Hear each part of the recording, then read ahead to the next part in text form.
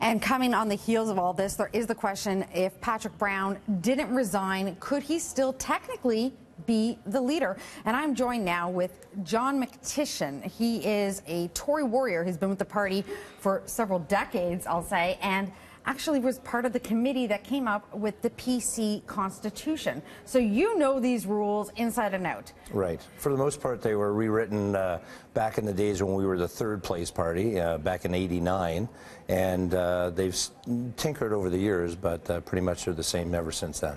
So I'm going to just read out Article 23 of the Constitution, and it says, upon the death, retirement, or resignation of the leader, and until the completion of the leadership election, this is when the caucus can elect an interim leader and somebody that would be recognized as the leader of the party. But essentially, let's go back to those three key words. You had to have death, retirement, or resignation in order for an interim leader to be selected. If Patrick Brown did not sign off on the resignation letter, is he technically still the leader? Absolutely. That's according to the rules in the Constitution. If he did not resign, if he did not himself say yes and sign off on that, then he's still the leader today. So what does that mean? What are the implications then for the party?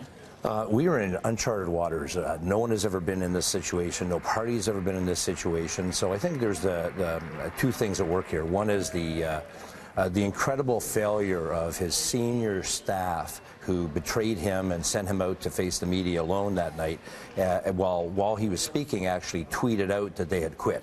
So normally, on a transfer of power from one leader to another, under whatever circumstances, the staff and the senior party people are there to guide the party and the leadership with a smooth transition. Clearly here, the people who are supposed to do that and show some fiduciary responsibility to the party decided to look after their own asses and bolted. So that's one issue and a problem. Patrick went home and then basically was deeply affected by the events of the day and the accusations, and took it pretty hard. So he wasn't thinking about what came next or whether, anything else that had happened. And apparently nobody ever came to him with a letter of resignation. They may have drafted it, but who is left to do anything with it? And apparently the news media, I got my news, like most people in the party, from the media. And where the media get their information, well, somebody sent out a release with a quote from him saying that he had resigned.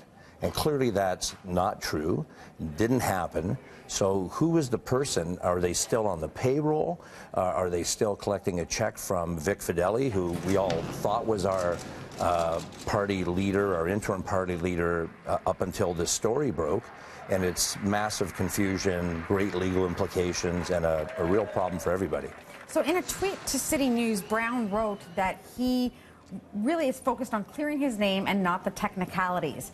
So he's not saying that he's no longer the leader, but he's not saying that he's going to fight to maintain that position. Who can fight to keep him at the helm or to return him to the helm of the party? Well, I think it's worse than that. I think actually he is still the leader of the party. It may be a technicality, but it's like being married until you can be separated, but until you have a judge say you're divorced, you're still married. It doesn't matter how you're living your life. You can live in an apartment or a condo, but if you don't have a written agreement, then you're going to get evicted. So we live in a lawful society. Our party has a bit of a law and order reputation. So the biggest group of people, I mean, everybody's turned their mind. The entire party had turned their mind away from the interim leader onto the leadership contest. We have four great people running for leader. That's wonderful. But each of those people made a decision based on the fact that they thought the party executive had the authority to call a leadership. And apparently they didn't, because somebody fraudulently misrepresented to all of us that was the case. So first it's like, who was that person? Are they still on staff? How did they accomplish this? There's been a lot of talk about what happened to Patrick and was it an inside job or not. Well, if you're looking for evidence of an inside job, I'd suggest a good place to start is a resignation statement that he never authorized. Is this leadership contest moot then? Yeah, it's not moot, but it's certainly it's all of a sudden the storm clouds have rolled in over top of it, because you can't have a new leader if you still have a leader.